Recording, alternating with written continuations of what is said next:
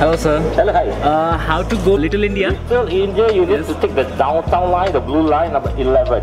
11. Number 11. Okay. To Little India.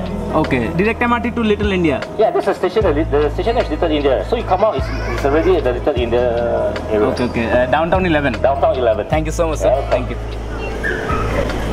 তো আজকে basically সকাল থেকে দুপুর পর্যন্ত ঘোরার পর যাচ্ছি লিটল ইন্ডিয়া। আর মেট্রোর রাস্তাটা শিওর হয়ে নিলাম মেট্রোর অফিসারের সাথে কথা বলে, এবং যে জানতে পারলাম লিটল ইন্ডিয়া যেতে হলে আমাদের দুটো ট্রেন চেঞ্জ করতে হবে। অনেক নয়েজ হচ্ছিল ট্রেন মুভ করার কারণে।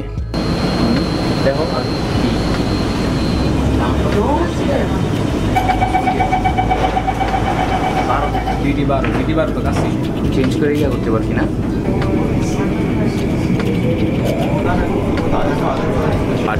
বলছিলাম ট্রেন বদল করার কথা। একটি ট্রেনে করে ডিটি 11তে গিয়ে এবং সেখান থেকে আরেকটি ট্রেনে ডিটি 12তে যেতে হবে। ডিটি 12 মেট্রো স্টেশন থেকে বের হয়েই 3 মিনিটের মতো হাঁটলেই হচ্ছে লিটল ইন্ডিয়া। আর সিঙ্গাপুরে ঘুরতে এসে একটি জিনিস দেখলাম যে সবাই সবার ফোনের মধ্যে ব্যস্ত থাকে, আর এখানে মেট্রো সার্ভিসটি খুবই মজার এবং খুবই সহজ এক জায়গা থেকে আরেক জায়গায় যাওয়ার।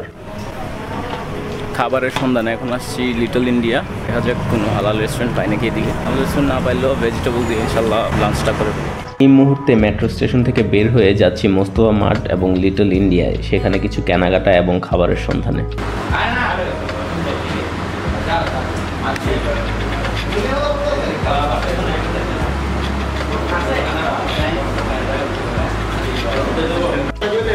এটি হচ্ছে একটি বাঙালি হোটেল এবং গত কয়েকদিন ধরে বিভিন্ন দেশের খাবার টেস্ট করার পর অবশেষে বাঙালি খাবারের স্বাদ নিলাম।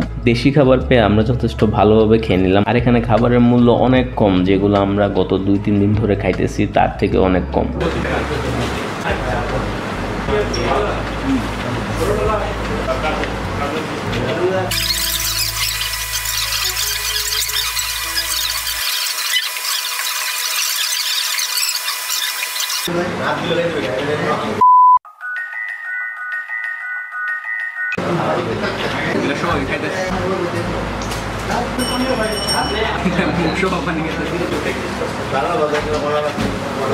এই খাবারগুলোর মধ্যে ছিল মিষ্টি কুমড়া, মটরশুঁটির সবজি, মুরগি এবং ভাত। খাবারের দামগুলো বলে দেই। এখানে ভাত ছিল $2, ডাল ছিল $1, মুরগি ছিল $3 এবং মটরশুঁটির সবজি $2।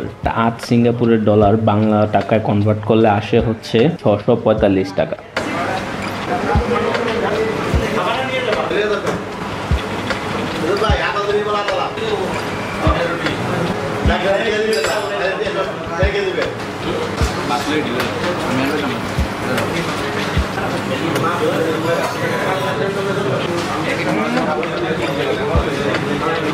এই আন্টি আর ভাইয়া আমরা একই ফ্লাইটে গিয়েছিলাম সিঙ্গাপুর, আর ওনারা খুবই ভালো মনের মানুষ। ওনারা আমাকে দেখেই চিনতে পারছেন যে আমরা একসাথে আসছিলাম। ব্যাপারটা খুবই মজার আর সেই সাথে ভালো লাগার।